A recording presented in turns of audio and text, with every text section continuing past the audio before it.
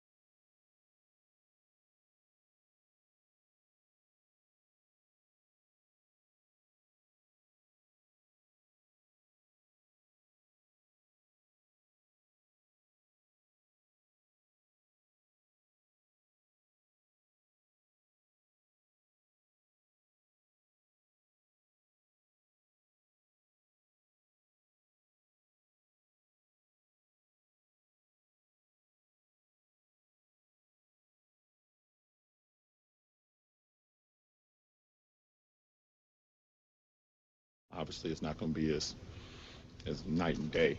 Well, we got to get LeBron's take again. This is what you clamored for, Corn. Tomorrow, and the team is in someone else's hand, but take a wild guess. We need to get the next step going. Can be.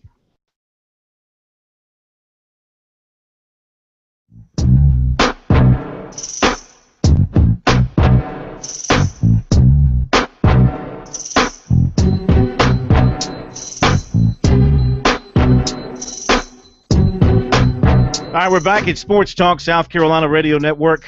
Pro, your take on the change in the broadcast booth up at Clemson. Well, the only thing is I like Pete a lot. Pete and I used to, when we get together, we talk about Ohio University because I used to hang around there because my best friend was a professor there. So we have that in common, talking about Athens, other than the fact that Pete probably visited more of the bars in Athens than I did at his time as a student there. But I just hope he has orange in the end zone copyrighted so nobody else will copy it. That's one thing. I feel like a lot of older listeners, a play-by-play broadcast guy becomes like a comfortable pair of bedroom shoes. Once they fit, you never want to get rid of them. You never want to take them off when you're relaxing. And Pete is a guy that, you drive around and you hear his voice, it's Clemson.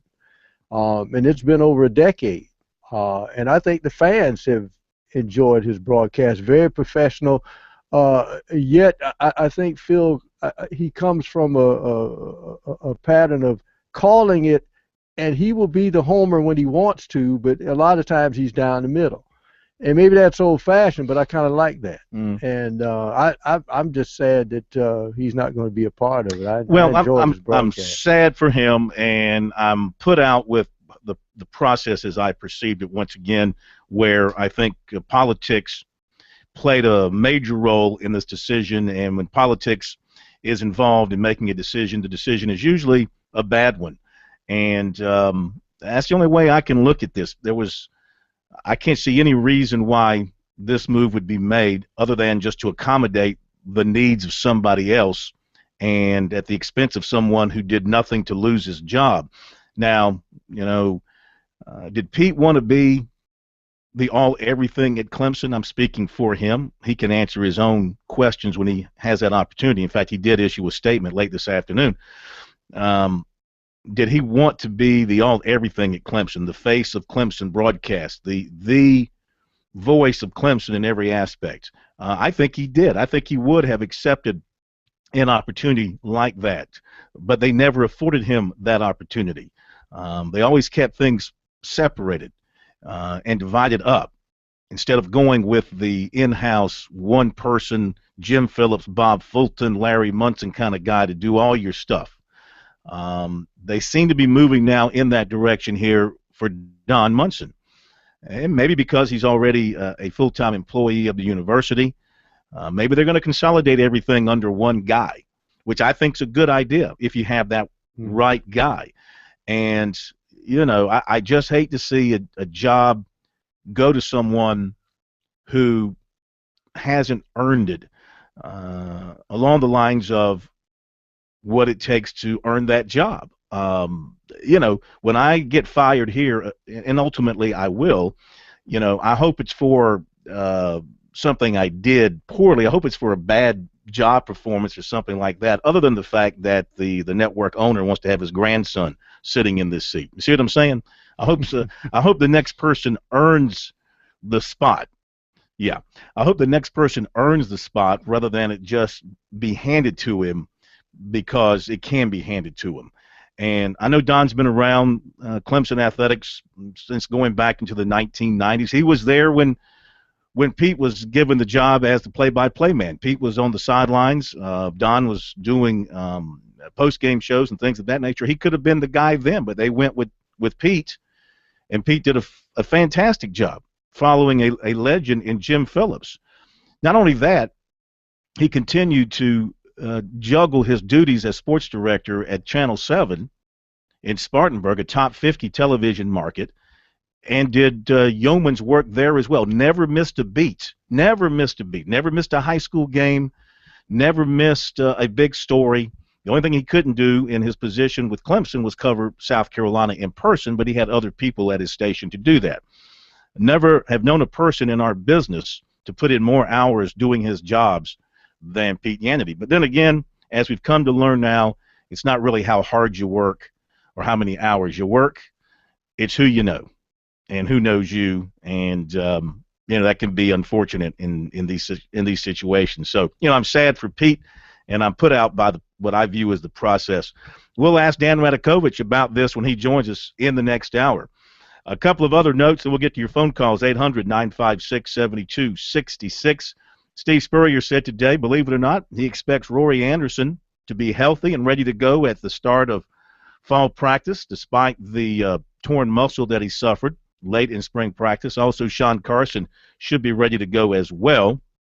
A lot of things happening in high school football. Phil Magdick is out on his own as the head coach at Greenville High to become defensive coordinator at Burns. Jerry Brown was officially introduced today as the new head coach at Spring Valley, and Bob Hanna has retired as the football coach and athletic director at Irmo. Also today, the state Budget and Control Board gave USC final approval for the money, $33 million, for some projects, the plaza around Williams-Brice, a new building for men's and women's soccer at Stone Stadium, new track and field oval at Weems Baskin Track, and an upgraded field house. All that is upcoming at USC, along with everything else they have on the drawing board. And I could make a sordid joke here, but I won't. No, I'm laughing because I'll never forget the time. What was the first project on? It wasn't the Doty, it was something else.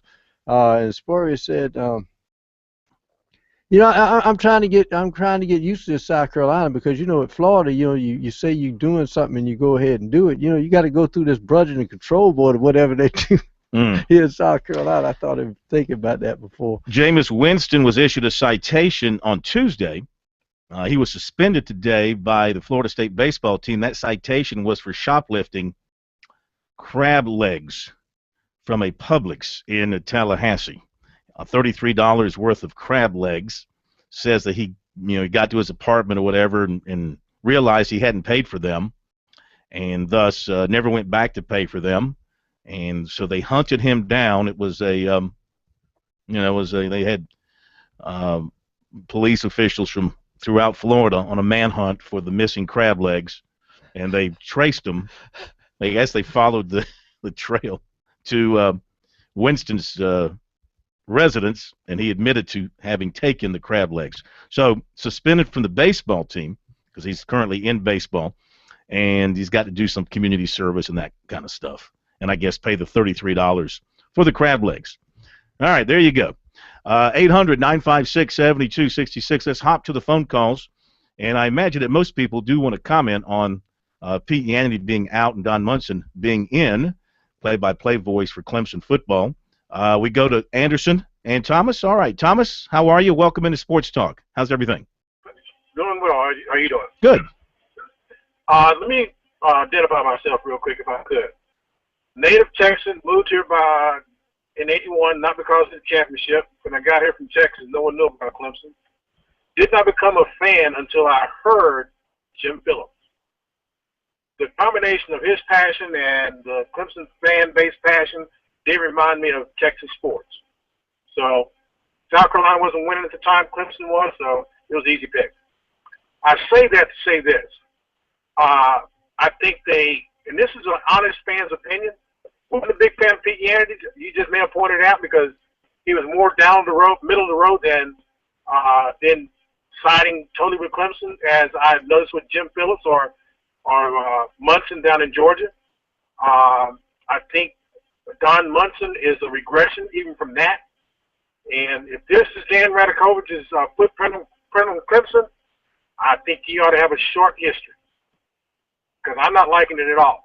I'm not liking the path of the baseball program, not liking the path of the face of the voice of Clemson sports. Not a good combination at all. All right, thank you very much. Appreciate your phone call.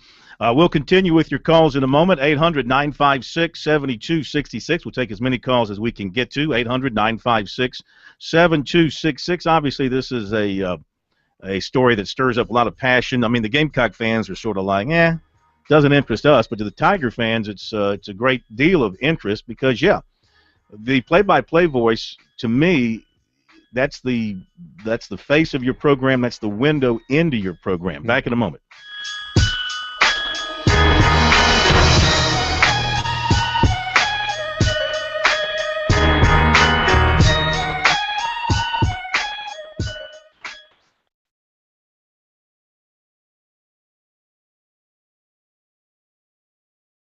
All of these are hitting the front of the rim. You know, it's inexplicably misses some of these drives, but his jump shot in late in games, and not just overtime, fourth quarter as well, they all come up short. You look at his shot selection, cold from all over the court. 0 for 14 in overtimes. He's missed all 6 of his shot attempts in the lane. He's 0 for 4 from the top of the key. He scored just 1 point on 1 of 3 shooting from the charity stripe. It's not been good. And in looking at these, Sarah, what's the common theme? With the exception of a couple of these putback attempts, they're all ridiculously difficult shots. Contested, guys hanging on you, off balance, forced. You know, a lot of these early in the clock, plenty of time to make an additional pass. You know, one of the things that I think Scott Brooks really needs to focus on with this team when they watch film and they get ready for Game 6 is moving the basketball, and on the second catch in a possession, if you're Durant or Westbrook, making something happen. Trust your teammates. If they don't do it, they're not making it back from Memphis. The way they played last night, it looked selfish, in fact, in watching the game, and that's not really who they have been when they've been at their best.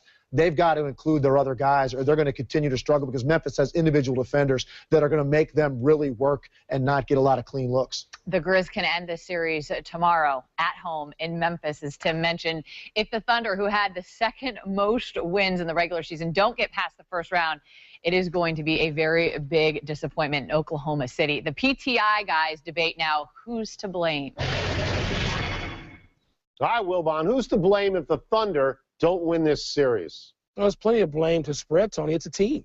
I mean, it's not an individual sport. There's plenty of blame to go.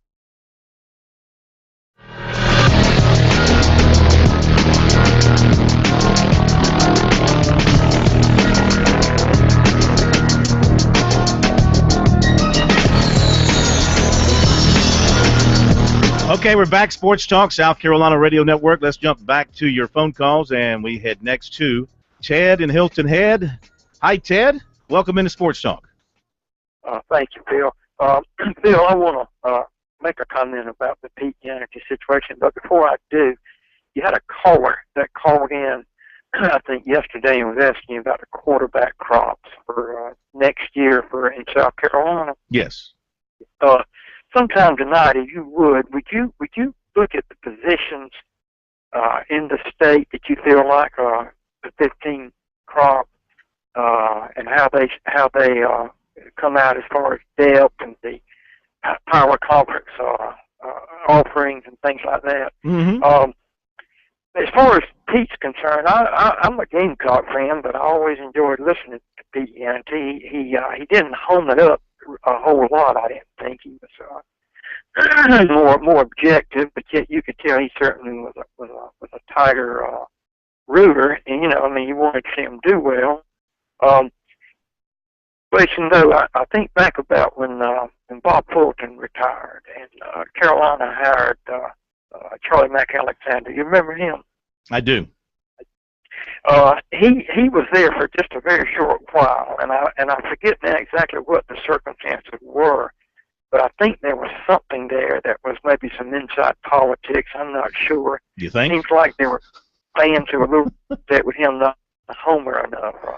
You might want to comment on that. Well, that's right. I think with Charlie Mack, what got him was he was trying to be too professional, and but that whole scenario after Fulton left was just a circus. It was so poorly handled.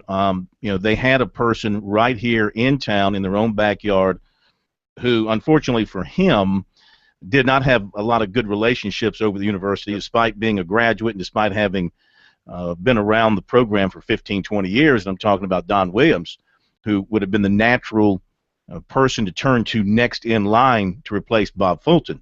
But McGee didn't see it that way, and he put together this committee, and they allegedly interviewed various people and considered other people, and and they settled on Charlie Mack. And Charlie Mack at least was a professional play-by-play sportscaster with a reputation. And he had been in the SEC at several Had been in the SEC. But, there's a backstory to how he ended up at South Carolina as well. I'm not going to get into all that. But at least he was a professional. At least he'd spent his adult life crafting his skills to be a professional sportscaster. And not only that, he also, I think, at one time coached basketball. So he had been in the profession on the coaching side. And he was good. I mean, I didn't like his football. I loved his basketball, and his baseball was okay.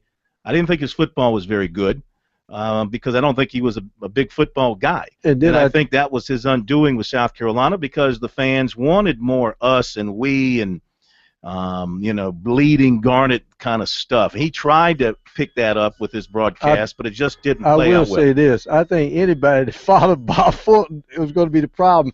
Just like they said with, I guess, John Wooden, you don't want to be the guy to follow Wooden. You want to be the guy that followed Yeah, but Wooden. this isn't like, Pete was only in this job for a year or two. No, He's had it since 2003. Over a decade. Mm-hmm. So, I mean, it's not like you don't know what you have. We'll be right back.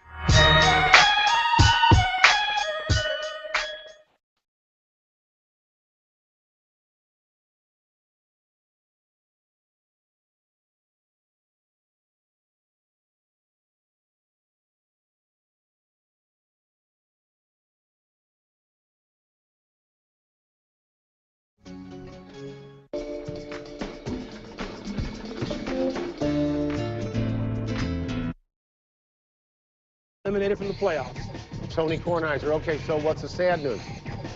I guess the sad news, if you're the Knicks and you never even made it as far as the Bulls, that would be really sad. I don't care what happened to the Knicks. No, don't try to be detached. What is the sad news? That the Bulls, a terrible shooting team, an awful shooting team, got beat by the Wizards, who hadn't been in the playoffs in, 85 years. You know what, Tony, in all seriousness, I am really happy for the Wizards, and they are a fun team to watch. And they're a fun team to follow. Nobody knows anything about them. It's a pretty cool story. Really, there's no room for you on that bandwagon, none, zero. Welcome to PTI, boys and girls. In today's episode, the Bulls get bounced, the Sharks get one last chance, and Jameis Winston gets busted shoplifting crab legs. But we begin today with Kevin Durant missing the critical foul shot last night with his team down 1 point and 27 seconds left in overtime. The extenuating circumstance was referee Joey Crawford rushing to Durant on the line, grabbing the ball from him, and going to consult the official scorers. But Wilbon, doesn't the league MVP have to make that shot at home? No, and the free throw I could care less about because officials all the time stop play, go over to a foul shooter, say stop, take a ball, walk. Right. No, so that's nothing. Stop, people. And you don't have to make that shot. But if you're Kevin Durant, you can't have 7 fewer shots than, I know I'm going to a familiar theme, Russell Westbrook in a home playoff game. You can't be a decoy. You can't be in the corner waiting for Reggie Jackson to perhaps pass you the ball on some possession. You can't be anything other than the primary player, the man, because you're the MVP. And the way Oklahoma City plays, Tony, I tell you this all the time, what's going to limit them and perhaps boot them out of the playoffs in the first round is their judgment. Their judgment stinks. Russell Westbrook, I know he took a lot of shots. I know he took 31 shots. I think he only made 10. But he makes the play at the end of the game that briefly saves the game. He picks it clean. You were wrong, Pro. I mean, I think the loss is on Durant. On a larger issue, and it pretty much goes like this to me. According to PTI. LeBron James earned our respect when nobody wins a game anymore, so the loss got to be on, KD or LeBron. But he will take the hardest shot in the game. The thing is, they play bruiser playoff ball, man. It's fun. My favorite thing is with that series, I can finally get away from the stars and just watch Zebo and Kendrick going down up and down the court and talking to each other. I love that.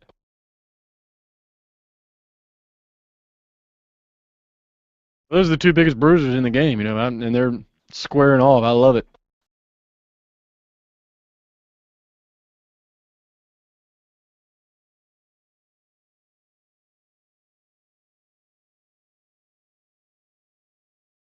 To my Zebo? I got the same game, man. Playing the guard position, obviously at a very local level, but I'm the same way. I don't use the right. He hit it though, man. He's very skilled.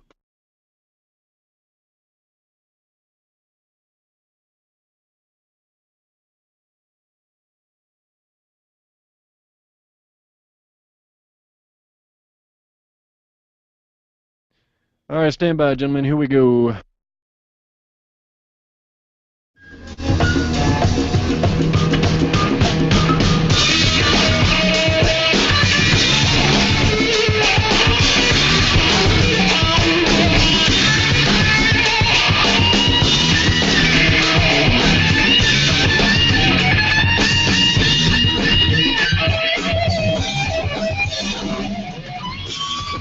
Okay, back on Sports Talk. Phil Kornblut and the Professor Tom Hayes with you. K-Mac, Kevin McCrary, the empty chair, remains on vacation.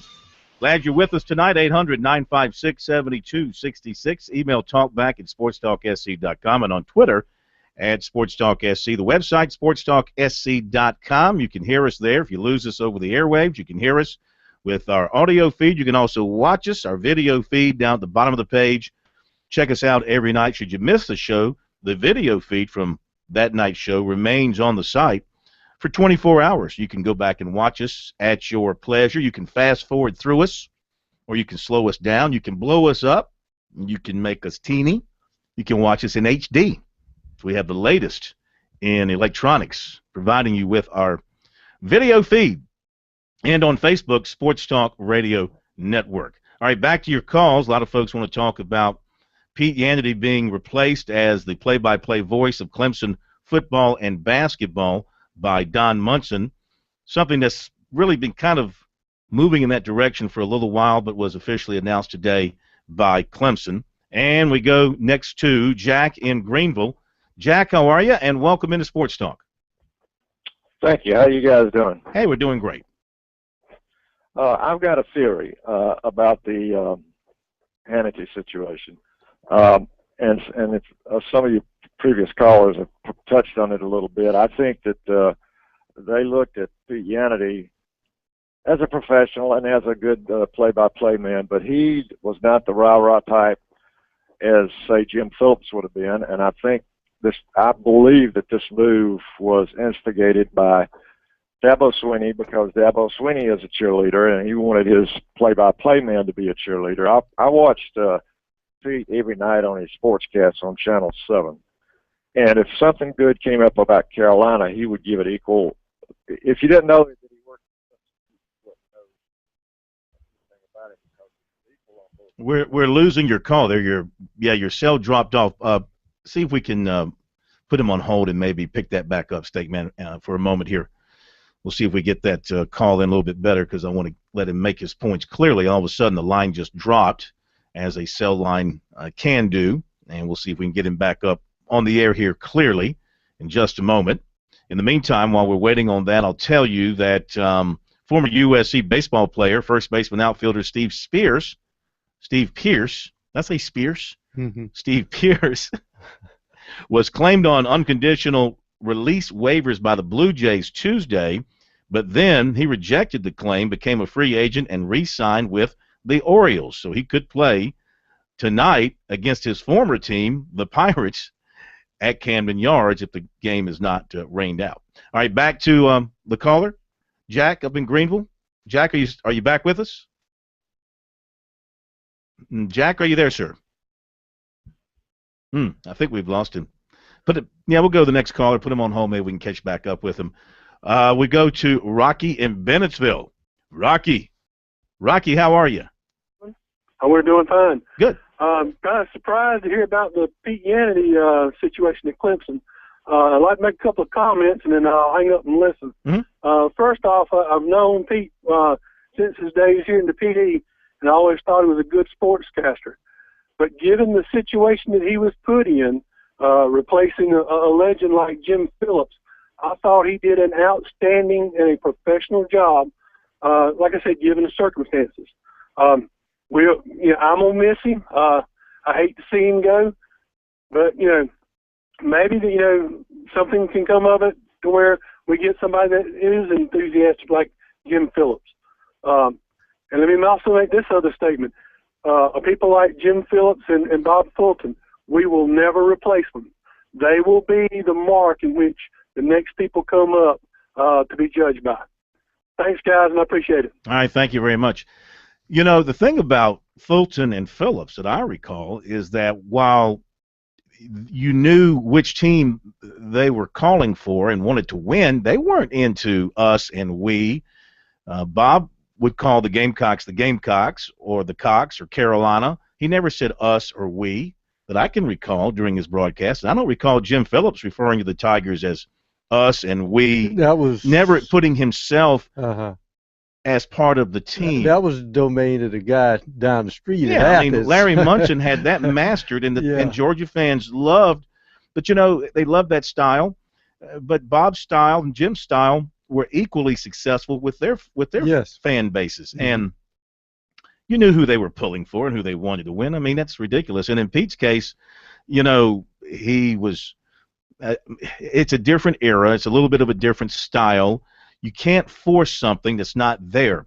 But what he did do was give you a clear picture of the action, give you all the important information, because as a listener, you can't see what's going on.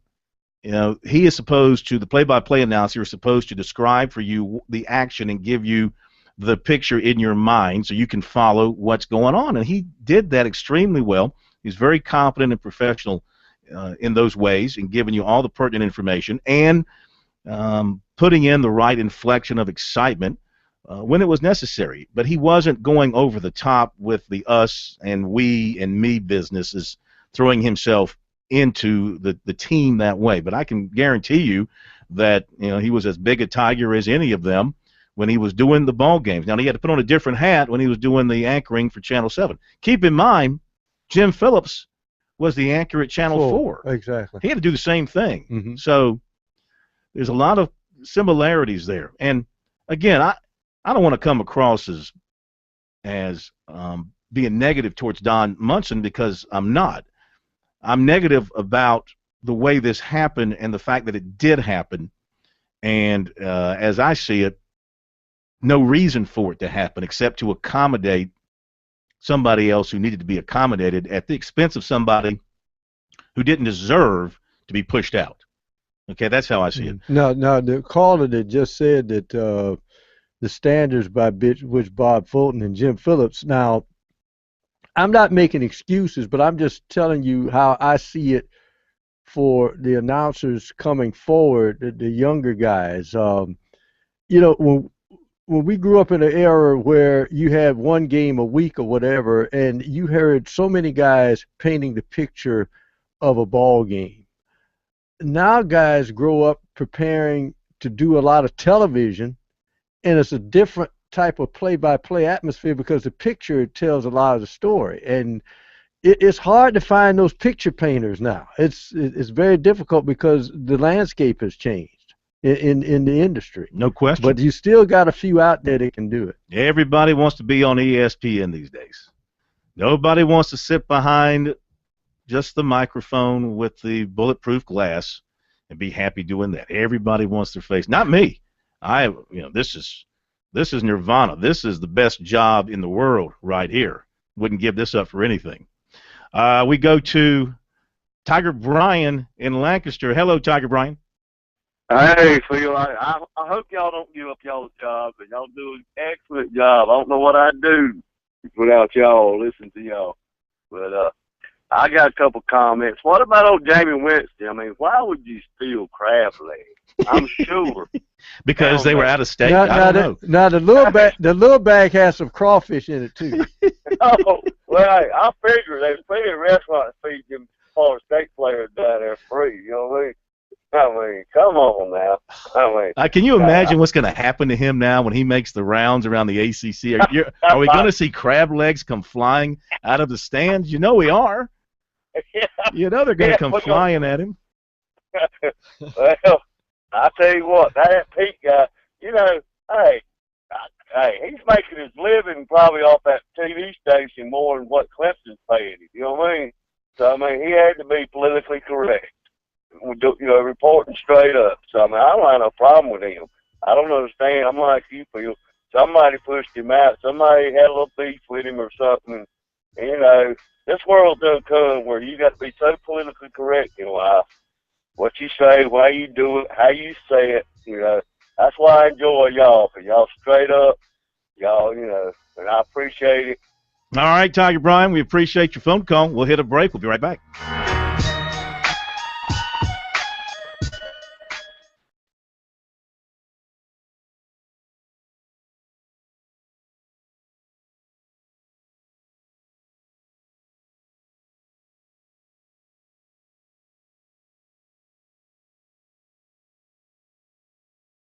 Up are my Wizards a legit threat to win the East? As opposed to your Knicks? Well, I got to figure that out. Yeah. Plus, a behind-the-back catch and a potentially historic collapse. What's the word? Next. My Wizards. My. Pardon the interruption is presented by Smirnoff. Please drink responsibly. Part of Happy Hour. And in part by Godzilla. In theaters everywhere, May 16th. I'll have a deconstructed martini. Marvelous choice. How exactly does one deconstruct a martini? First, we start with the essentials, of course, Smirnoff and ice. You know we're muddling some cardamom. I like to really curate my herbs. No, I do not like the way those beats are resting. And voila. Smirnoff for the perfect martini, vodka tonic, and whatever that is. At Macaroni Grill, we don't just do dinner. We do Florentine salad, pepperoni bread, and 4-cheese tortellacci. Because 3 cheeses just aren't enough. But 3 courses, that's perfetto. The new spring 3-course tasting menu, starting at $15, only at Macaroni Grill. Introducing Thompson's Water Seal Waterproofing Stain. The seal just got better. With stain and sealer in one, and easy-to-choose colors, exceptional beauty and protection have never been easier. New Thompson's Water Seal Waterproofing Stain, exclusively at the Home Depot. Star Wars? Wasn't that his name? Calrissian. I thought it was Lando Kardashian. Yeah. Nice yard. I bet this dead wood really hits home for you. Does it ever feel like your yard work is taunting you? Take back your yard with professional-grade equipment from Echo. Reliable, easy to use, and backed by a 5-year warranty. Echo. Get serious. This is Jane. Her long day on set starts with shoulder pain and a choice. Take 6 Tylenol a day, or just 2 Aleve for all-day relief.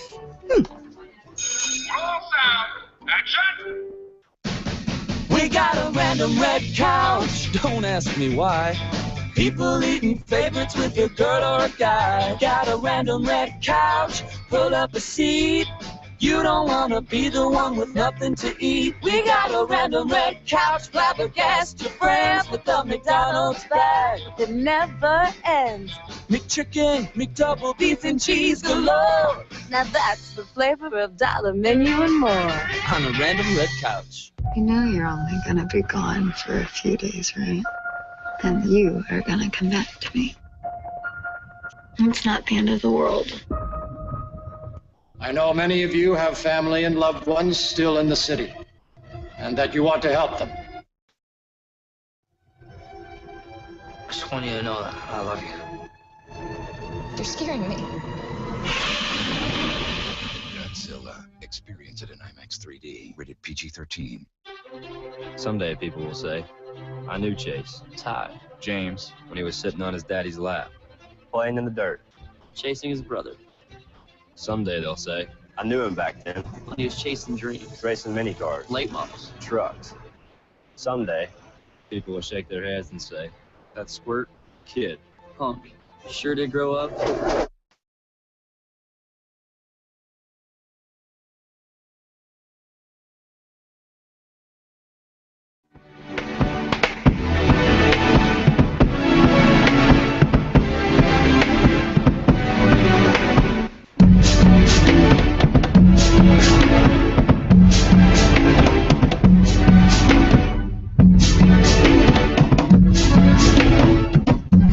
Back to your calls in just a moment. Pete Yandity issued a statement late this afternoon in which he wrote, Clemson University is a wonderful place with so many wonderful people. What a great resource for our beautiful upstate and the state of South Carolina. The university's reach is so impressive and extends across this country and beyond its borders. Clemson alumni and its fan base is as proud as you'll find anywhere, and that's reflected daily in so many places. As noted in an earlier release from Clemson Athletics, a decision was made by the athletic director to move in a different direction. What a wonderful run it's been. I had the pleasure of starting with the network in 2001 and then did my very best to at least hold the torch raised by the late, great Jim Phillips. Any individual is only as good as a support system he has around him. From the many great people I worked with in Clemson Athletics to the great staff with rights holder Learfield Sports, I am so grateful for the opportunity I had. On each broadcast, I worked with a close-knit group of individuals, and over the years, we became brothers. In the past decade and a half, I also gained another family, the Clemson family, and I am so much the better for it. All right, that's a statement from Pete Yannity from late this afternoon. Get back to your phone calls here on Sports Talk in just a moment. You want more out of your college education? Palmetto College offers the quality of a 4-year education online. To find out more, visit palmettocollege.sc.edu. With Palmetto College, your future has no limits. And we go to John in Myrtle Beach for the next call. Hi, John. Welcome to Sports Talk. Thanks for taking my call, Phil. Yes, sir. Hey, I was listening earlier and noticed you said, I hope you don't get, you get fired and somebody's grandson gets the job. Well, I mean, I'm just saying if I get fired, I hope it's for reason. Yeah. Right. I just wonder, and I'm a Gamecock fan, and I'm not a Tiger hater at all. My brother's a big Clemson fan, went to Clemson, so I have worn orange once or twice and pulled for the Tigers. But I just wonder, is Munson any kin to any administrator or anybody? Has he got any ties there, or just a decision that he made? Well, my take on it is that Don was working in the football office. He'd been there for 4 years, the last 2 years as a full-time employee in a position called Creative Services Director. Basically, from my understanding, not being there, but from what I've heard from others up there and around it, his job was to work on the Internet, monitor the Internet for stories about Dabo and stories about the football program and report those back to him. And he also did stuff around the football program in terms of videotaping, practices, things that you'd see on ClemsonTigers.com, the stuff that the regular media would not have access to, things in the locker room, Dabo's speeches to the players, anything to help promote the football program through video, through the Internet, things of that nature he would do. That was one thing. Now, he also was doing Clemson baseball. He was also doing women's basketball. He did the coaches' radio call-in shows, and he also did the IPTAY circuit, where he was the MC for the IPTAY meetings around the state and various banquets and things of that nature. So the job inside the job inside the football office, to my understanding, with the hiring that Dabo made before the season of a person to be the recruiting coordinator and also what's this other title? Recruiting coordinator and not quality control. Well, something like that. Mm-hmm. I have to look it up. But from what I understand, Munson's duties were reduced or became less necessary, and kind of being phased out. And so he needed a place to go. And I think with Dabo's support, maybe encouragement, maybe hard, strong suggestion, was that he be put into the football play-by-play job. And be given other duties along with that, football, baseball. He may even get basketball ultimately, and there you go. That transition was made. Yeah, but he has no family ties. I mean, no uncle that's a big donor. No, not that I know of. Not that I know of. Okay, all right. That was my question. Thanks, guys. But if you got Dabo behind you pushing for you, I think that's better than any donor over at Clemson. That probably gets more done than anything else. Can we squeeze in one more quick call before the I don't think so. Okay. Hang on. We'll get back to you in just a moment as we are coming up on our next break here on Sports Talk. The 7-11-21 instant game has lucky numbers written all over it. With this dollar instant game, you could win up to $1,000. Only going to cost you $1. You can win up to $1,000 from the South Carolina Education Lottery. All right, we'll hit a break. We'll come back with more calls in a moment. We'll get our Braves report as well coming up. Dan Radakovich, Steve Spurrier in the next hour, and, of course, recruiting coming up, too. We'll be right back.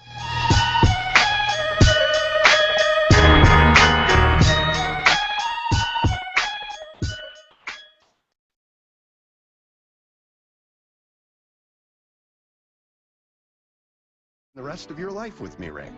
Well, my selection is truly unique, including up to 10,000 loose diamonds, the Tolkowski Ideal Cut, and the Leo Artisan. My expert staff guided Dan to the perfect ring, which he then delivered with all of his heart. Yes. And that's why he went to Jared. Each year, 95% of homeowners won't have a claim. That's why Allstate Claim-Free Rewards gives you money back for every year you don't have one. And why, if you're part of the other 5%, Allstate offers Claim Rate Guard, so your rates won't go up just because of the claim. No matter what comes your way, your home protects you. Protect it back. Allstate Home Insurance. From an Allstate agent. Get 5% cash back at Lowe's this quarter, so you can score more cash. Activate your 5% cash back at chase.com/freedom. Chase, so you can. Introducing Thompson's Water Seal Waterproofing Stain. The seal just got better. With stain and sealer in one and easy-to-choose colors, exceptional...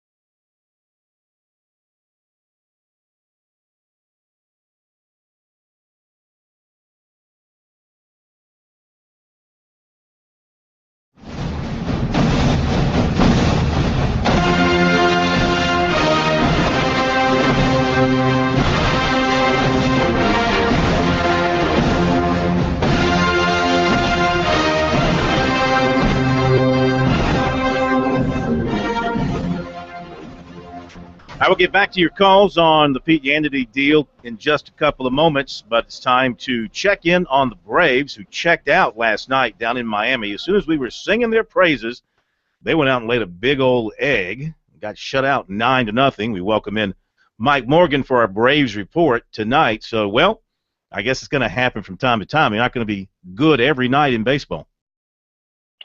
No, you're not. And every now and then in baseball, you're going to run into a buzzsaw. In the case of Jose Fernandez, who we talked about quite a bit leading up to the game, he was every bit of what we talked about, which was a dominating pitcher. For my money, is a guy that has as good a stuff as anybody in the game, and a guy that the Braves have pretty much now rolled out their entire 25-man roster against this year, and nobody can hit him. So just chalk that one up to you run into a guy who you can't really hit, and they were better than you that particular day, and you just get right back on the horse and try to battle back today. Well, you got Harang going out tonight, 0.85, and Evaldi from the Marlins, very good ERA as well. Could be another, of course, not another, because the Braves didn't get great pitching last night, but on paper, this looks like it could be a tremendous pitching matchup again.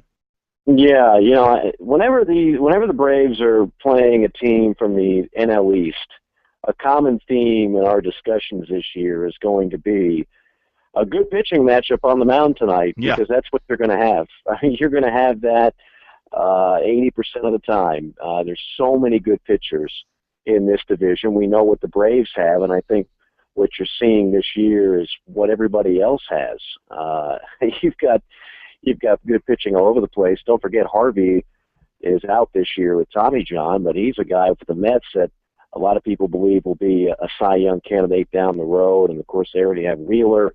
The Nationals have a ton of young arms with Strasburg and Zimmerman and Gio Gonzalez. And what you're seeing now is the really good young arms that the Marlins have. So that'll be a common theme in the rest of this series. And again, whenever the Braves meet anybody from that division, look forward to saying that. And conversely, last night, Alex Wood looked like he never got on top of his breaking pitches.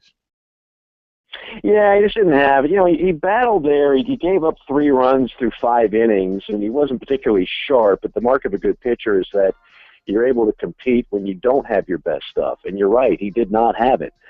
He relies heavily on that breaking ball. It was not as sharp as it normally is. And then the 6th inning, that was his blow-up inning. Everything went wrong, and then it was just time to get him out of there. But Alex Wood will have plenty of great outings in the near future, and I think even with the return of Minor, and now Gavin Floyd's going to be activated this weekend, Alex Wood will stay in the rotation. I don't think he'll be in the bullpen anytime soon. All right, Mike, thanks very much. We appreciate it. Talk to you tomorrow night. Braves Report tonight brought to you by Whit Suber of Home Shop Realty, where you pay less for more. Call 803-518-3888 today and experience the Home Shop difference. Top of the hour break, busy second hour coming up. We'll be back.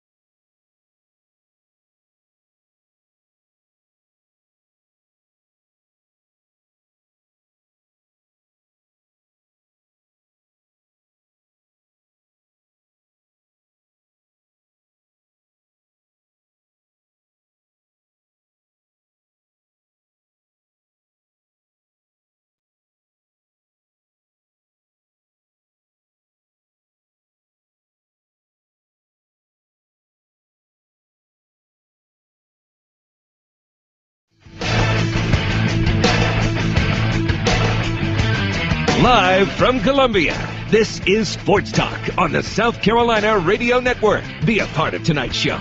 Call us at 800-956-7266 or email talkback@sportstalksc.com. Now, here are your hosts for Sports Talk, Phil Kornbluth, Kevin McCrary, and Tom Hayes.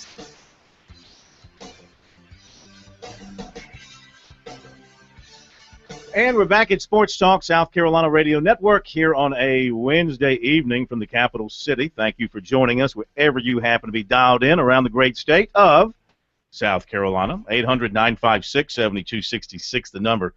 Great hour coming up. Dan Radakovich in just a few minutes. Steve Spurrier to follow. Recruiting after that. Right now, back to your phone calls. And it's Jack in Greenville. Was Jack with us when we had the phone issue with him? Okay, Jack, you're back with us on the air. Go right ahead. Can you hear me? Yes, sir. You were doing fine until your phone fizzled out. Yeah, I had to change phones. I have been doing those since I dropped off. I have been doing what you referred to previously as paying the price. Yes, paying the price. We appreciate that. No, I don't know where I was when I got dropped or cut off, but Pete Yanity is a consummate professional. He does his newscast just like his broadcast. He's not a cheerleader for Clemson, but he's a professional for Clemson, and I think that Dabo Sweeney wanted to have his guy in there that he could manipulate, but at the same time be a rah-rah guy. And I think that this thing with Bunsen not having a job anymore, I think that wasn't coincidence. I think that was designed to have an excuse to bring him in as a play-by-play man and kick Pete out, which I think was very, very unfair, and I just think that they could have done it with more class. They had one of the best play-by-play men around in Pete, and I just to me it just makes me look down a little bit on Clemson. All right, thanks very much. And the other thing too is, Pete's such a good guy. There's nobody in this business, and this is a cutthroat business with a lot of jealousy, a lot of professional jealousy, and people are always out to get your job. They're always out to damage your reputation. And Pete is a straightforward, forthcoming guy who is universally liked in this business, and I thought was a terrific ambassador for Clemson in anything that he did for them. And I'm talking about Pete. This is no knock on Don. I'm not saying that Don won't be the same in that role. I'm defending Pete here in that it's just, to me, it should not have come to this. It shouldn't have happened. I don't understand why you take out a totally qualified, excellent performing individual from his job for no reason, except to do it, except for politics or whatever. And I understand in today's America, maybe in yesterday's America, it may be in Russia and maybe in England and other places, this happens as well. Always been that way. But you don't have to like it. No. You don't have to like it, and you don't have to accept it. I don't like it, and I don't accept it. So that's where I come from on this deal. And we're going to talk to Dan Radakovich, who, as the athletic director, is responsible for overseeing all of this and more at Clemson. That's coming up in a moment.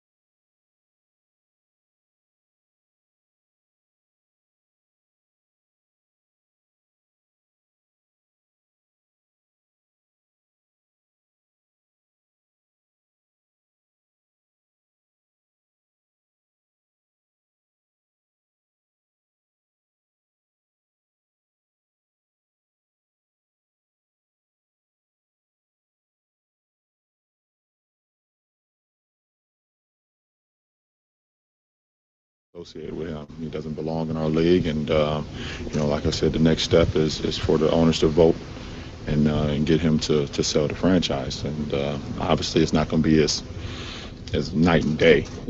It's not going to be like that, and we just wake up tomorrow and the team is in someone else's hand. But we need to get the next step.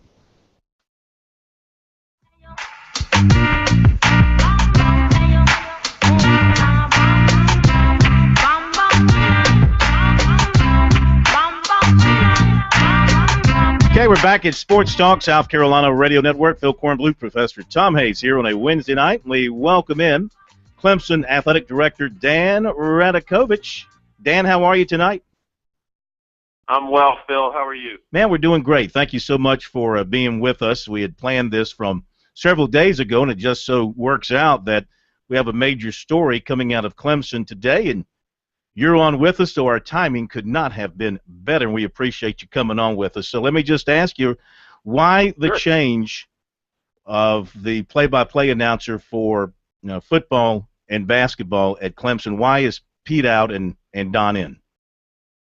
Well, I think there's a couple of pieces there, Phil. First of all, I really enjoy Pete. I think he's a consummate professional, and when we had some discussions, part of what we had talked about was having Pete stay on as our voice of the basketball Tigers. We had some thoughts that because he and Tim formed such a great team, Tim Beret, and the fact that hopefully if things all go well, we'll be spending a year in Greenville as Littlejohn Coliseum is being renovated, that would work for Pete. A great presence in the Greenville-Spartanburg area.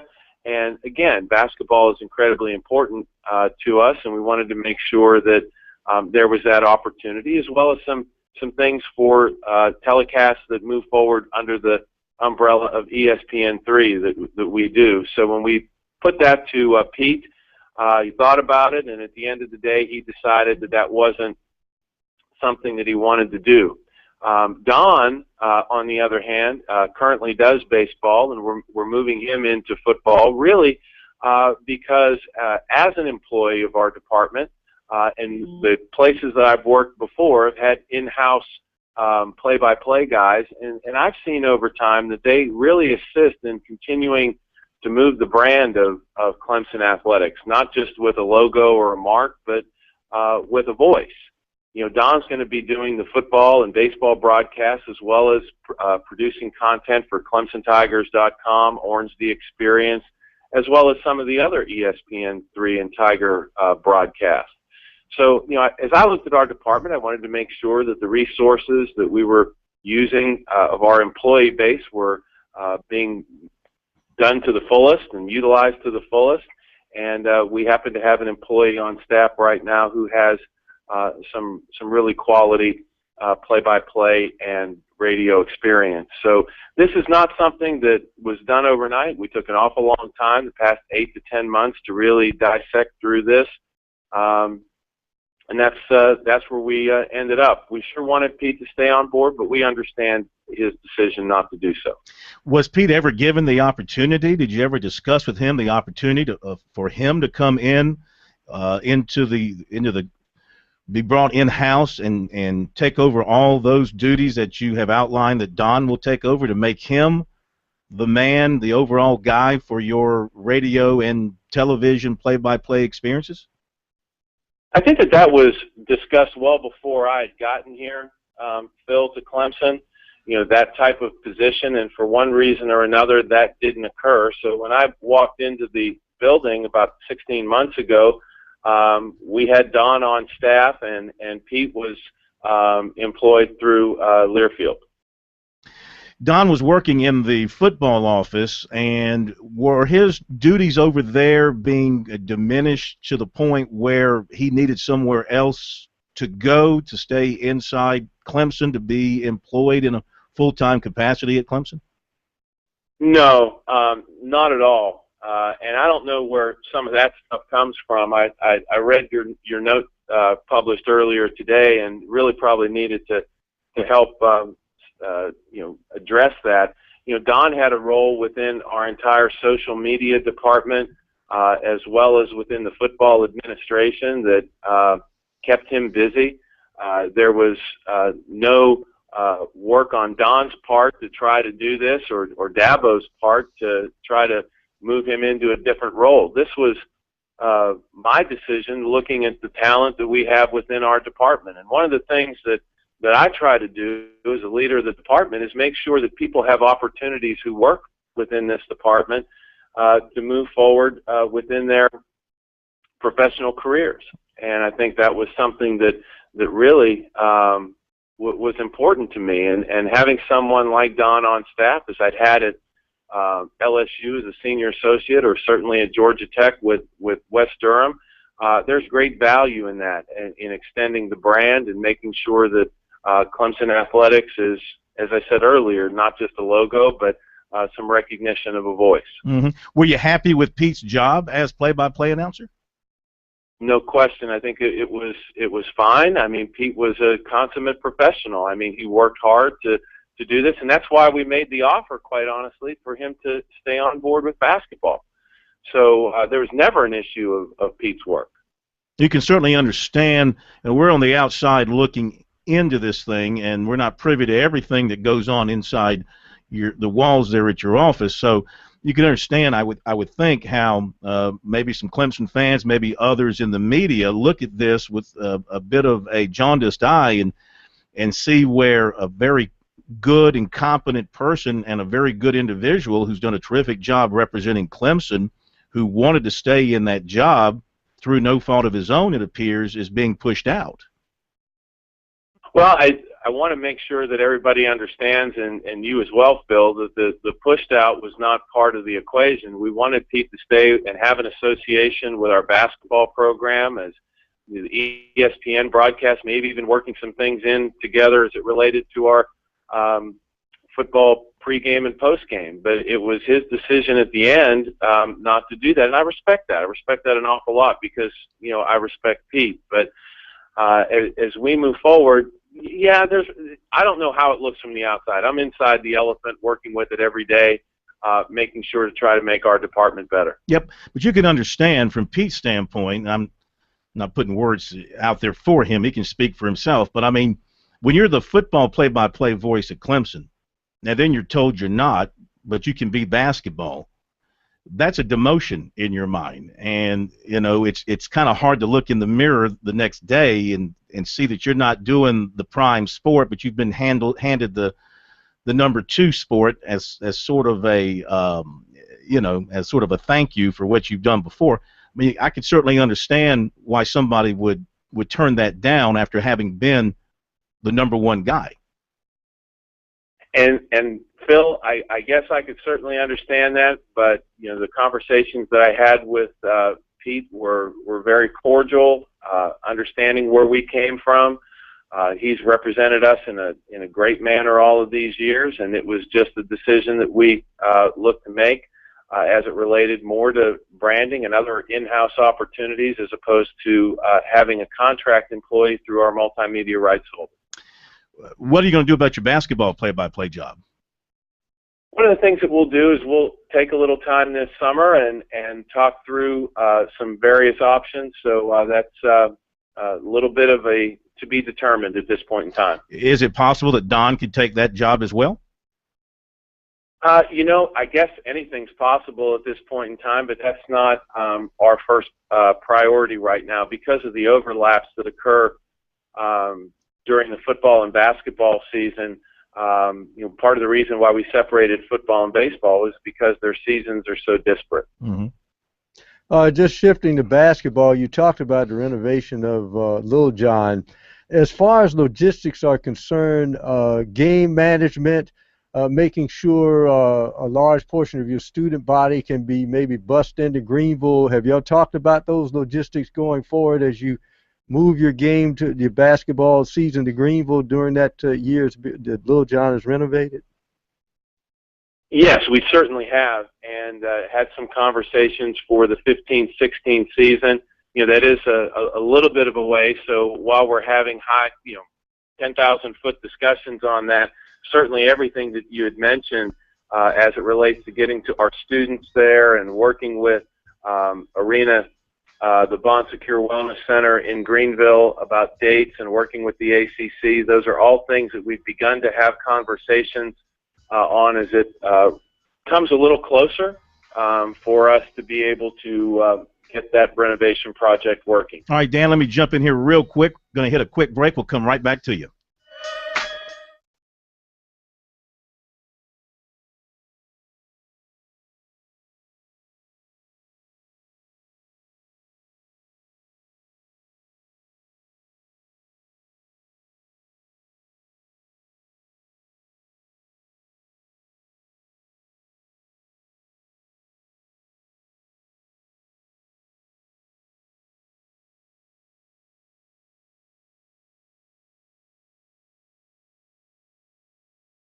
The key, he scored just 1 point on 1 of 3 shooting from the charity stripe. It's not been good. And in looking at these, Sarah, what's the common theme? With the exception of a couple of these putback attempts, they're all ridiculously difficult shots. Contested, guys hanging on you, off balance, forced. You know, a lot of these early in the clock, plenty of time to make an additional pass. You know, one of the things that I think Scott Brooks really needs to focus on with this team when they watch film and they get ready for Game 6 is moving the basketball, and on the second catch in a possession, if you're Durant or Westbrook, making something happen. Trust your teammates. If they don't do it, they're not making it back from Memphis. The way they played last night, it looked selfish, in fact, in watching the game, and that's not really who they have been when they've been at their best. They've got to include their other guys, or they're going to continue to struggle because Memphis has individual defenders that are going to make them really work and not get a lot of clean looks. The Grizz can end this series tomorrow at home in Memphis, as Tim mentioned. If the Thunder, who had the second most wins in the regular season, don't get past the first round, it is going to be a very big disappointment in Oklahoma City. The PTI guys debate now who's to blame. Hi, Wilbon. Who's to blame if the Thunder don't win this series? Well, there's plenty of blame to spread, Tony. It's a team. I mean, it's not an individual sport. There's plenty of blame to go around. All right, stand by.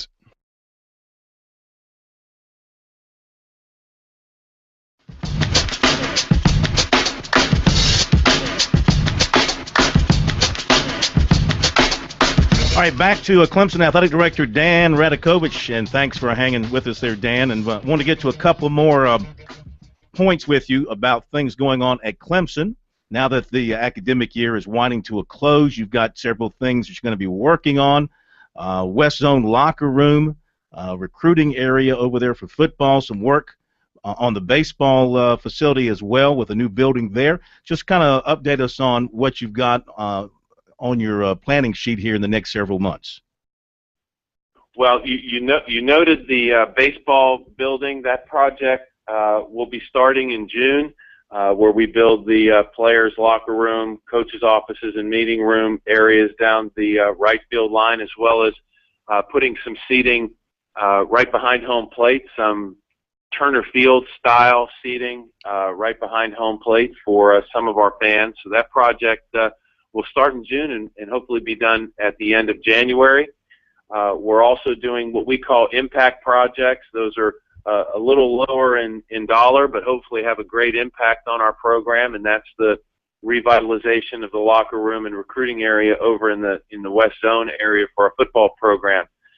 We will be selecting architects for the Littlejohn renovation at the end of May, along with selecting the architects for the renovation of our suite and club areas associated with the West Zone as well. So an awful lot of facility work going on at this point in time, and certainly enough to keep us busy. Absolutely. Where are you and Coach Brownell in your conversations about a new contract or a contract extension?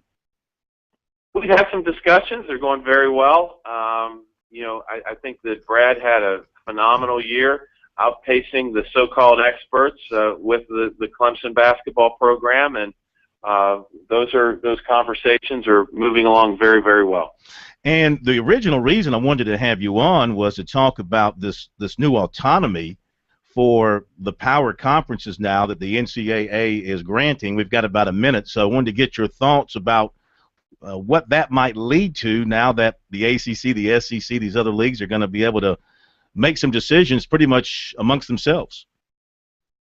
Well, I think it's a new day for everybody, Phil. I mean, as it relates to that, I mean, there's no question that there is going to be some changes. I think the 5 conferences are going to have the ability to look at some things that focus primarily on player welfare and doing some things associated with making sure that the folks that help make the college game as good as it is, we look at how to make it better for them. We want to continue to keep the collegiate model of athletics because it is part of the higher education model, but we understand how things are a little different today than they have been over the last decade or so. So good conversation between people who want to get to the right answer, I think, is probably the best way to do that, or to say that for sure. Mm-hmm. Well, listen, we appreciate you being with us as always, and we will catch back up with you probably sometime after the summer vacation, let you relax a little bit, and we'll talk to you again about whatever's going on over at Clemson. Dan Radakovich, Clemson Athletic Director, with us here on Sports Talk tonight. We appreciate his time, and we'll be back. Steve Spurrier coming up next.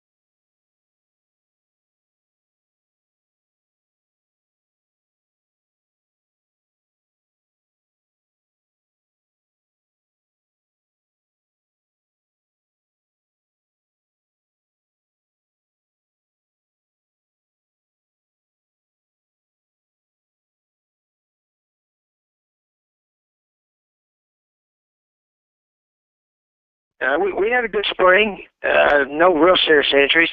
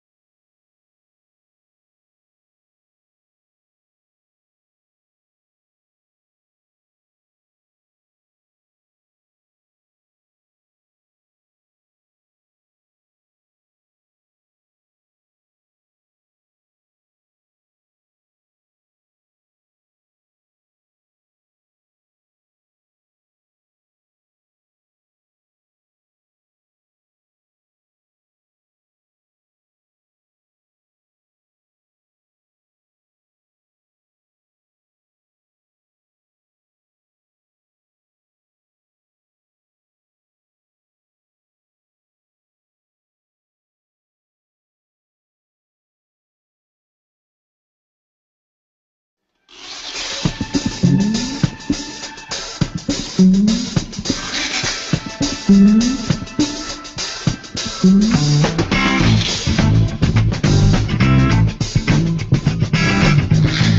again, we thank Dan Radakovich for coming on board with us tonight here on Sports Talk. Always appreciate him joining us on the program. Hope you enjoyed hearing what he had to say.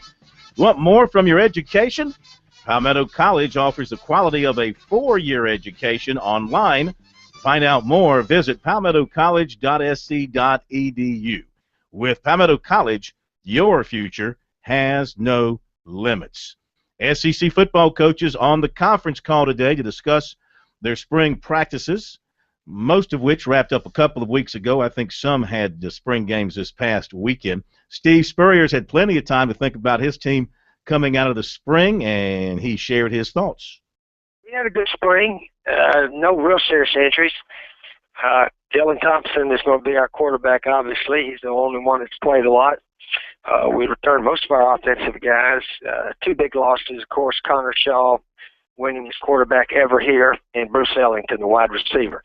On defense, we lost our 2 starting corners, and, of course, we lost Jadavion Clowney and Chaz Sutton, starting defensive ends, Kelsey Quarles, defensive tackle, who made it All-American along with Clowney.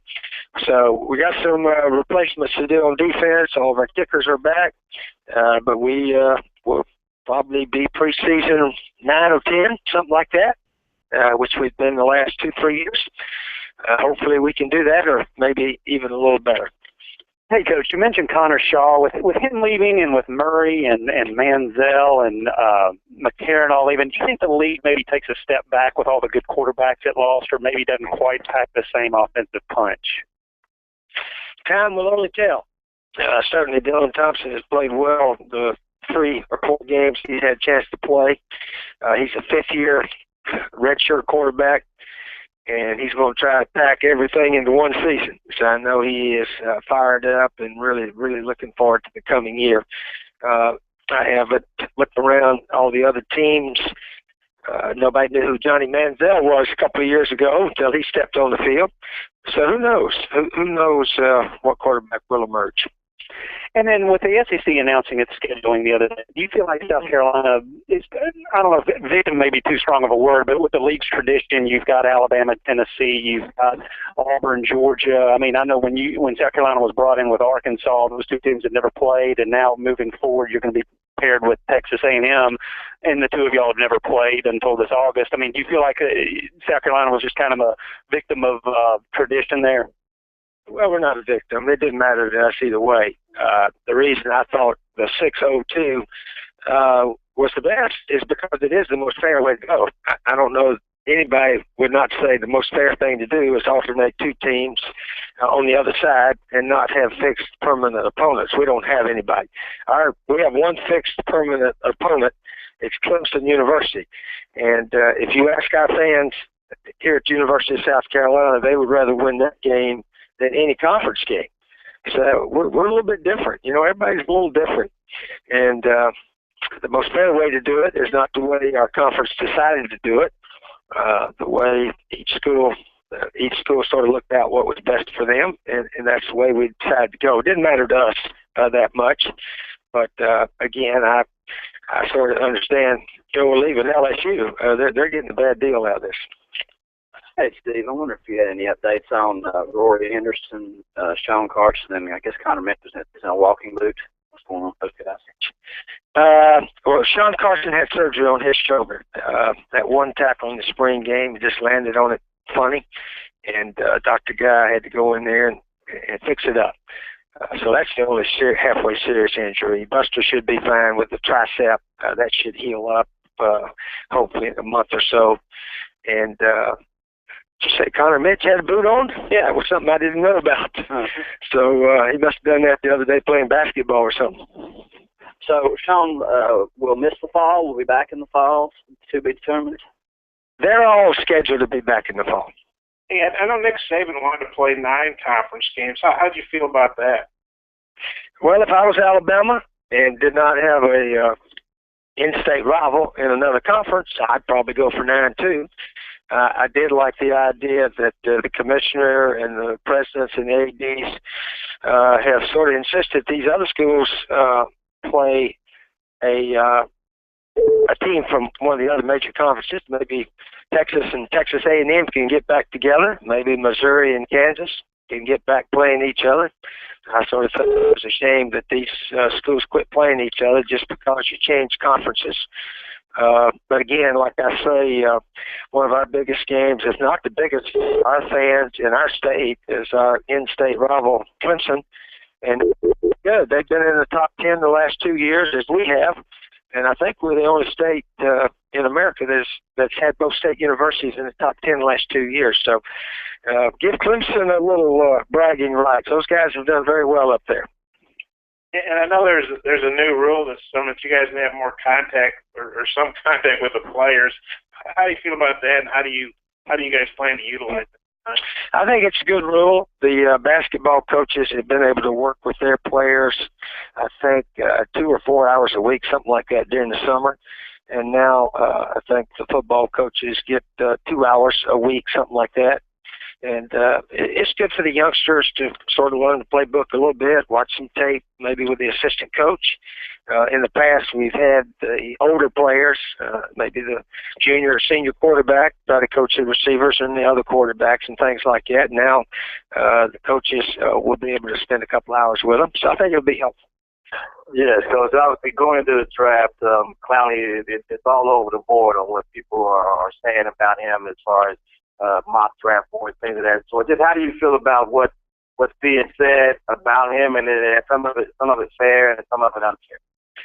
Well, I think he's going to be the number 1 pick, but only time will tell. The Houston Texans have, I guess, been pretty secretive about what they're going to do. But there's nobody that can pass rush like him coming out of college ball, that's for sure, and maybe he might be the best in a long time. Statistically, he did not have the year this year. They had a couple of guys waiting on him most every pass play, and he had a couple of nagging injuries, and it was it was a hard situation for him, being the projected number 1 pick. He had nowhere to go but down. And, of course, he didn't have to play this year. He could have sat out and probably still been the number 1 pick.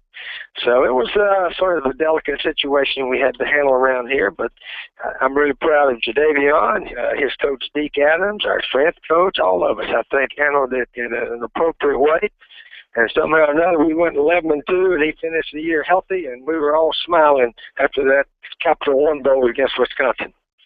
All right, Steve Spurrier from the SEC conference call earlier today. Let's jump back into a couple of phone calls. Then recruiting coming up. Ronnie in North Augusta, you're with us next here on Sports Talk. How are you? Hey, Phil, how you and Pro doing tonight?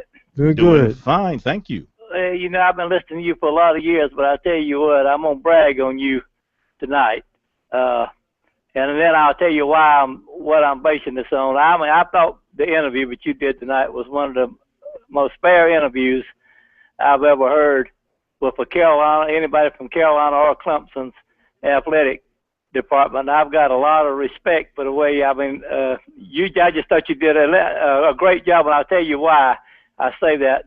For me, I can call in and have fun. That's what most the fans do, and that's what it's all about. I can say anything I want to about Dabo Swinney or a Clemson fan can do the same thing about Carolina, but I don't have to worry about being up at Clemson next week and having to have another interview with Dabo or keeping a good relationship with these guys. Too bad I can't have access to them, but I just wanted to brag on you because I've been listening to you for a lot of years, and I thought I was really, really impressed with the way you got your points out. You let him make his points.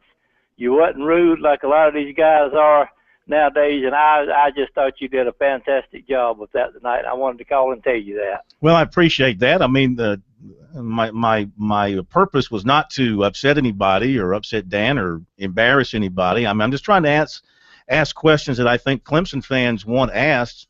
We have access to coaches and athletic directors, and our job is to kind of act as the conduit between the listeners and the guests. And I'm just trying to ask questions that, that I want to know about, answers to, and I think the Clemson fans want to know about. I mean, to me, it's a big deal when your play-by-play man is is changed in such a fashion, I look at it as being kind of important.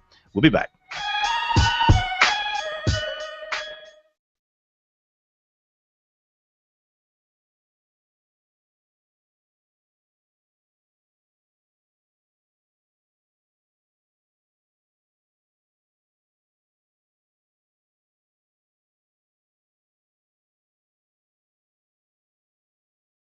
Before falling to the Sharks and Canucks, respectively. But only the 2010 Flyers, the 75 Islanders, and the 42 Maple Leafs have ever overcome such a massive deficit. Hi, I'm John Hamm. I live in Hollywood right now, but I was born and raised in St. Louis. I have had this hat for 15 years. I have seen Barclay Plager. I have seen Hull and Oates. I have seen Shanny and Janny. I have seen both Flying Cavallini brothers.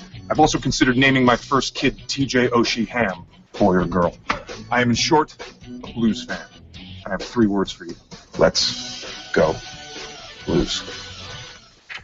Long time since we had a Gino Cavallini reference on the show. Now, sans his hat displaying the Blue Note, John Hamm is with us on SportsCenter. And Johnny, do you want to discuss what happened with the team against Chicago? Because I feel like we should. Well, no, honestly, but we probably should. You're right. I'm worried that Barry Melrose is climbing a lot of balconies. What's happening over there? It was a heartbreaker. It was a particularly tough one to watch because not only is it the Blackhawks, who we've cultivated a very healthy hatred for probably 35, 40 years, all the games were very close. 4 out of 6 of them went to overtime. I mean, it could have easily gone our way, and it didn't. And it's hockey. It's playoff hockey, especially. It's very, very hard when your team doesn't come up with it. Yes, but I harken back to the Kings series and others. Why does this always happen? They tease fans and then just crushing disappointment. Why does it always happen? I don't know. I wish I had an answer to that. But I've been watching it happen for the better part of the last 30 years of my life, and hopefully someday it won't happen, and I won't have to hurl things at the television or yell inappropriate things on an airplane. All right, well, I'm going to put this to you because it's out there. Stanley Cup Finals, 68, 69, 70. John Hamm, born March 71. Is it possible this is your fault?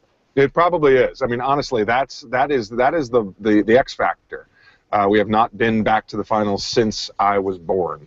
So I will recuse myself next season if that's what it takes. I promise. All right, where you are, Kings rally from 0-3 down. Do they complete the comeback against San Jose tonight? I don't know. It seems such a game of momentum, and it certainly looks like the Kings have the momentum in that series. And I've been to the Shark Tank in San Jose. I watched the Blues win there in 2000, I think it was, or 2001. And it's a tough place to play. But as we saw last year, that Kings team is streaky, and if Quick is on his game, and they're putting the puck in the back of the net, they're tough to beat. All right, folks will say, listen, you're St. Louis, spoiled by the Cardinals. Size up the Redbirds here in 2014. We're scuffling a little right now. We can't really hit, but I think that will fix itself. It's not like we have bad hitters. We're just we're a little bit scuffly, but the pitching staff is world class, and I think that top to bottom, that's going to be helpful. You just saw Yachty there throw that guy out, and his bat has been one of the hot spots for us. So. I'm thrilled to watch. I'm a lifelong fan, and I hope we go deep this year. All right, baseball movie, $1 Million Arm, basically searching for big league pitching in India. Compel us to see the film. Well, it's a true story.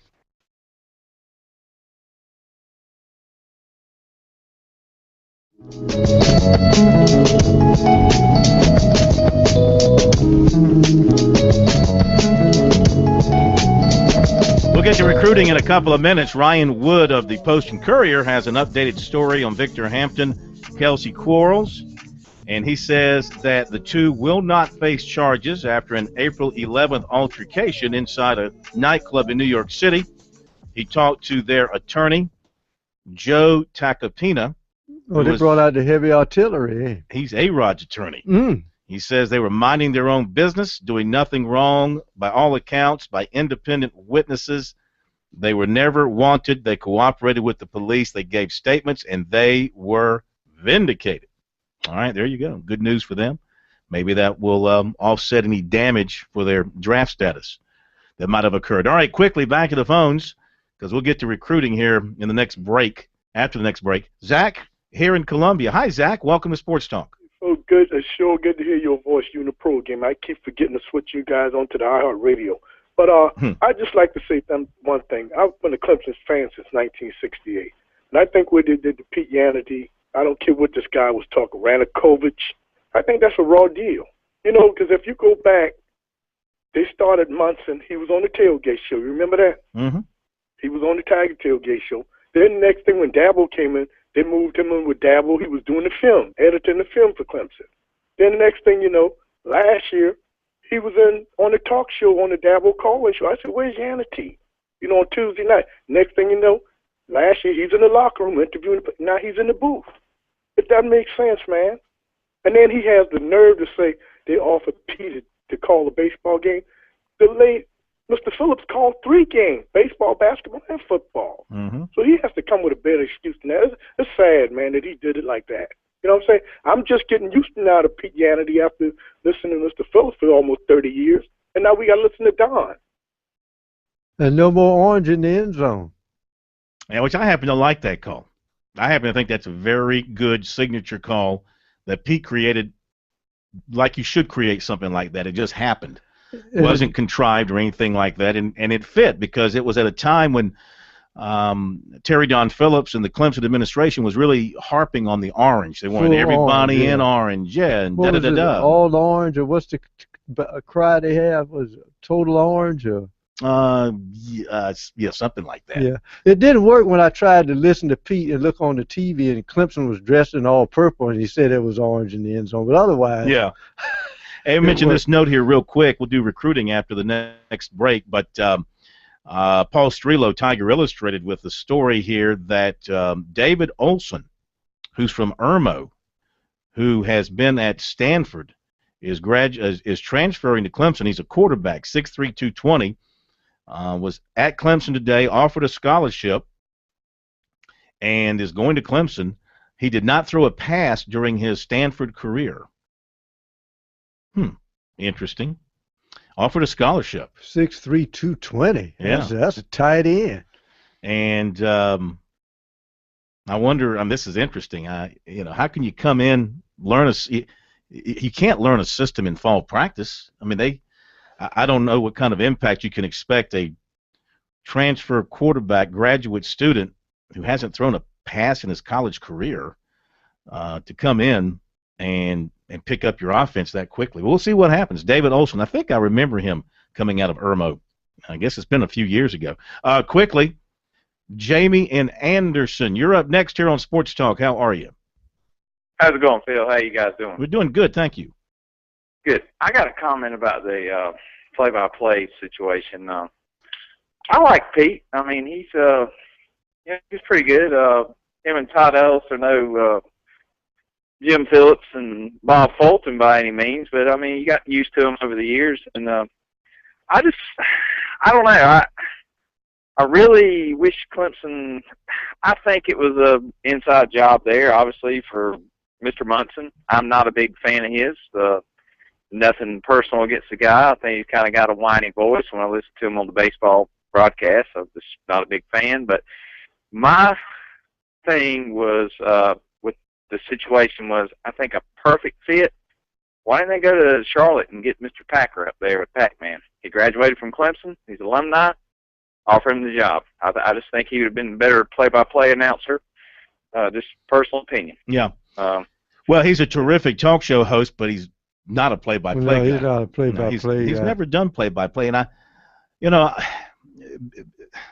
being a good play-by-play guy is not easy. You just don't walk into a play-by-play booth and do it well. And I think people just have the wrong impression of play-by-play, like it's just, hey, walk in off the street, sit down behind the microphone, and describe the action in front of you. No, it's not easy. And that's why I don't do it for a living, because I don't think I'd suck at it.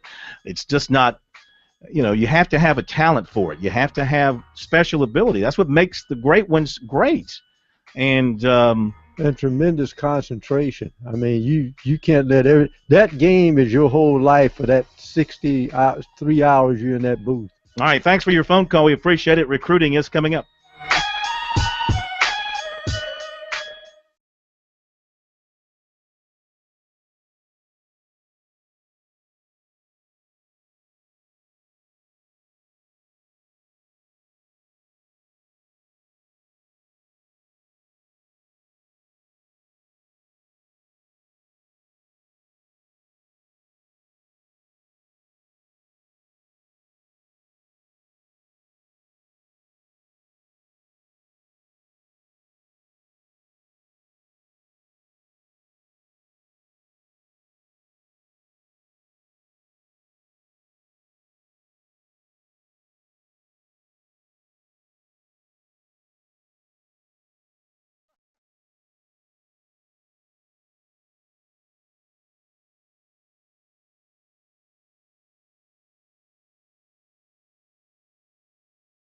But think about it, it's an old, smart kid who's been around for, you can make a vanilla offense to try to beat an ACC opponent, if need be, for 2 weeks or so. I mean, they don't have any quarterbacks left.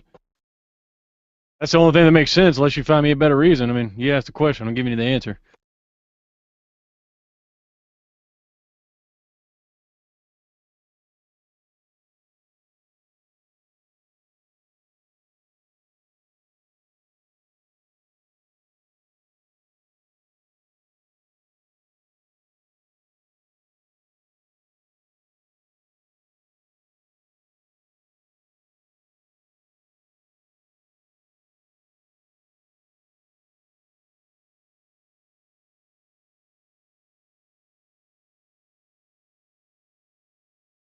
Photographic, eidetic memory.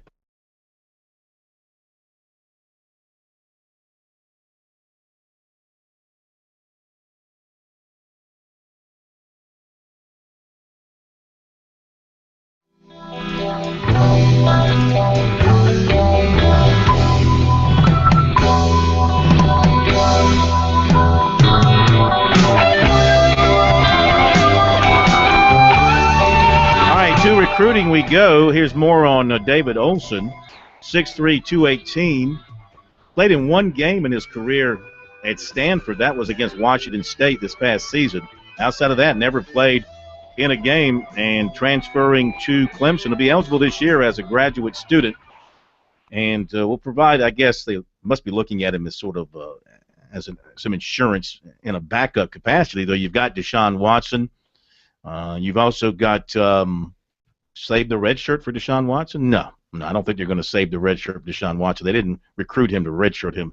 Stegman, $500? Okay, you're on. You hear that, bro? He just bet me $500 that Deshaun Watson does not play this year. You're on. I'll take that bet. You're on. All right? Anyway, David Olson transferring from Stanford to Clemson. Other recruiting. Defensive back Antonio Parks of Reserve, Louisiana, is going to be patient before making a commitment to Clemson. He had considered committing earlier this month, but he said the Tiger coaching staff wants him to visit first because they've had guys commit and then decommit lately, and he said they want to be sure. So they think that he should come up for a visit and see it before he makes a commitment. Right now he's looking at visiting on June the 5th, and he said he'll also take an official visit to Clemson. He said they're definitely his favorite. He likes Arizona and Arizona State as well.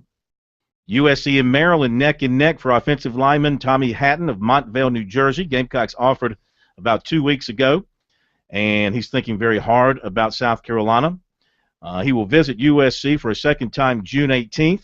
Plans to announce his commitment during the opening in Oregon this summer. Said he loves South Carolina, loves everything about it, but he also loves Maryland, loves their coaches and the campus, and plus is closer to home. He has other offers, but right now it's pretty much a two-school race for him. Clemson has offered 2016 wide receiver Devin Dunamay, and he is out of Texas. Clemson has also offered 2017 wide receiver DJ Matthews from Jacksonville. USC has also offered him.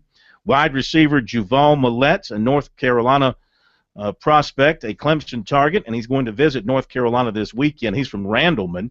Pretty much Clemson and North Carolina, the top two for him. Clemson has offered 2015 defensive back Jalen Thompson from Mobile. USC has also offered him. In basketball, Charleston Southern has added to their signing class 6'3" Jabbar Washington, Northeast Community College in Nebraska. And Goose Creek 2 Sports star Dantes Beneman, basketball football, has committed to play basketball at Division II Clayton State. And Tennessee has offered Jawan Evans of Dallas, a Greenville native. He's a guard, point guard. He's also a Clemson target. All right, that'll do it for recruiting 2 nights. And it's been kind of crazy. We'll pick back up on things tomorrow night here on Sports Talk. We'll have more good stuff for you then. Get you ready for what's upcoming this weekend. Pro, have a great night. State Man, do whatever it is that you do and have a great night and start saving your money because $500 of it's coming my way. Have a great night, everybody. We'll see you tomorrow here on Sports Talk.